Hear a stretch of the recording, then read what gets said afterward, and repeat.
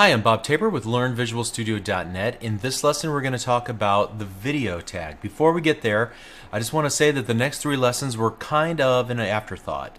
The team at Channel 9 thought it would be a great idea to at least introduce you to some of the new HTML5 elements that are gaining support so that you can understand what all the buzz is about. However, to really dig deep and to learn more about these in a real-world scenario would require knowledge of JavaScript, and that's not the purpose of this series. There is a fundamental series on JavaScript and jQuery that I created for Channel 9, so please look for that after you finish this series of lessons. So we're only going to talk about the next couple of ideas at a very high level, overviewing the ideas, showing quick examples, but not really digging into how to actually write the code to make these work. So in this lesson, I'm going to demonstrate the use of the video element in HTML5. There's a corresponding audio element as well for playing audio in your web pages. Once you learn how to use the video element, the audio element's syntax, the attributes that are available are very similar, so I'm not going to take the time to go through the audio element. Just keep in mind that it's very similar to the video element. The video element allows you to include video in your web pages without requiring a special plugin. Now, in the past, if you wanted to include video for display in your web page, you had to require the user, the viewer of your web page, to download and install a third-party plugin like Adobe's Flash Player or the Silverlight plugin by Microsoft. Now, this was an impediment to a more open, plugin-less web, which was another goal of HTML5. Therefore, the video element was introduced, and it required browser vendors to include a video player directly in the browser itself. So from a developer perspective, from a web developer perspective like you and I, the video element is pretty simple. And there are some advanced use cases that require JavaScript. We're just not going to demonstrate those for the purpose of this lesson.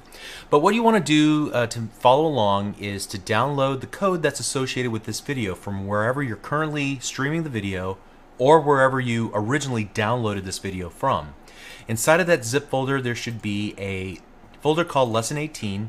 Inside, there's a before, after, and a work folder. Let's start in the before folder, and I want to copy out the three files that are there. We have the lesson18.html file where we'll do most of our work. There's a MP4 file called 30seconds.mp4, which is simply a video file. It's the first video in this series of lessons. I just made it smaller and only chopped it down to 30 seconds, all right, just for demonstration purposes. And then we have a poster.jpg image. If you double click on it, you can see that it's just that nice title screen that we've added to all the videos. So what I want to do is copy these, and I'm going to put them in our work folder. And I'm going to open up the lesson18.html file in Notepad, and you can use any technique that you're familiar with or comfortable with. I'm going to right click and select open with Notepad. And so the process of adding video is very simple. We're just going to start with a beginning and an ending video element, and then I'm going to add the source attribute. I'm going to set that equal to the 30seconds.mp4. Now, this happens to be in the same directory as our HTML page, so the rules apply if you're using relative paths. If, for example, you had the video in, for example, the videos subfolder, or if it was in a parent directory, for example. So just be aware that all the things we talked about with regards to relative paths back in lesson number 5 apply here as well. Okay? But that's all we really need to do. Let's go ahead and save this and then open it up and view it in Internet Explorer. And you'll get this little warning about Internet Explorer restricting running scripts or ActiveX controls. We're just going to click the Allow Block Content button for now. And you can see that we get the video player displaying in our web page. Now, it's not a very satisfying experience at this point because we need to add some more information. We can begin the playing of the video if we right-click anywhere in this black area and select play. We can right-click and say mute the video. We can change the play speed. However, there's not any way to fast forward. There's no way to pause. Well, I guess we can right-click and pause the video and so on. So what we really need to do is add another attribute here, and I'm going to add the controls attribute. When I do that, save our work, and then open the page up again.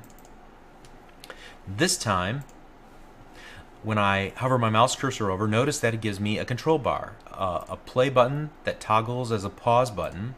There's this scrub bar, which I can scrub deeper into the video. I can also mute the playback of the video and adjust the volume as the end user. Great. Now, what happens if the end user doesn't have a browser that supports HTML5 video elements? Well, in that case, what you can do between the open and close video tag or video element is to add some text describing the problem. And here what I'm going to do is just paste in some text. It says, unfortunately, your browser cannot play the video format. You may right-click this link and choose Save As to download this video instead. Okay. In fact, we might want to put that in a paragraph. That might be better. Okay. So this will display instead of the video in those cases where somebody's using an older web browser or a browser that doesn't support our video file format. Okay, and so let's continue on. There are a couple of other things that we can do. We can change, for example, the width and the height of our video player. So I know that if I were to change the width and height to 960 by 540, that it'll keep the aspect ratio the same, but it'll stretch the video to be much larger on the web page, and it does. And you'll notice one thing about this, and I guess this is just kind of important no matter which technology you use to embed video into your web pages. When you encode a video, you are encoding a lot of information about what's going on in the screen right now, and as a result of that, the file size can be quite large. If you were to change the size of the video encoding and make the height and the width smaller, it would require less information to be encoded in the video. And so the ramification is this. As we take a video that was encoded for a smaller playback experience and we expand it out, we stretch it out, each individual pixel has to cover more space, and therefore you get this cloudy effect that you might see if you're playing this back and working through this example like I am. The reverse is true as well. If you have a very large video, something that's been encoded for 1280 by 720 or even larger, and then you were to reduce the size because you only wanted to take up a small footprint on your web page, you're really encoding more information than is necessary for the playback experience, and you're wasting a lot of bytes, and it's going to be slower than it needs to be for the end user. So just be aware of what size you ultimately intend your videos to be played in, encode them to that correct size, and that'll get it closer and sharper for the playback experience. All right? Okay, so let's go ahead and continue trying new things. Like, for example, what if we want the video to begin playing automatically as the user begins or loads the web page? Let's just go ahead and refresh. And you can see by adding the autoplay attribute, the video begins playing right away. Hello and welcome to this. And they can still control the playback experience. You know what? For now, I'm going to remove the width and the height. And also, what I want to do is remove the autoplay for the moment. And I want to talk about this poster attribute. And you can see I'm kind of referring back down here. I have an unordered list of things that we can add. We've already looked at width and height and autoplay. We can use muted if we want the video to start with the muted option chosen, or loop the video for continual playback. There's also this preload. It'll start downloading the video immediately so that it's ready when the user wants to play it, which is a very useful attribute if you're streaming a large video and you don't require them to play it right away. You can at least begin the download process even before they put the play button, so there'll be more immediate playback experience. In our case, what we're going to do is set the poster equal to our poster.jpg file, and we would expect to see that in the web browser prior to the playback of the video. However, we don't see that. And the reason is because the poster will continue to display as long as the video is downloading from its target web server. And because we're running this video locally, it loads into memory instantly off of our computer's hard drive. So we don't see the poster in that case. But if we were to upload this video to a server and then try to download it, we would see maybe for 2, 3, 4, 5 seconds, however long it takes to download the video, our poster image would appear. Okay? And I think, let me think for a moment here. I think that's all that I really wanted to say about this for now. I would just invite you to try different combinations and learn a little bit more about this. As I note, there's no video codec format in the specification. Internet Explorer supports the very popular H.264 codec that typically is encoded in .mov or .mp4 movies. Apple also supports this.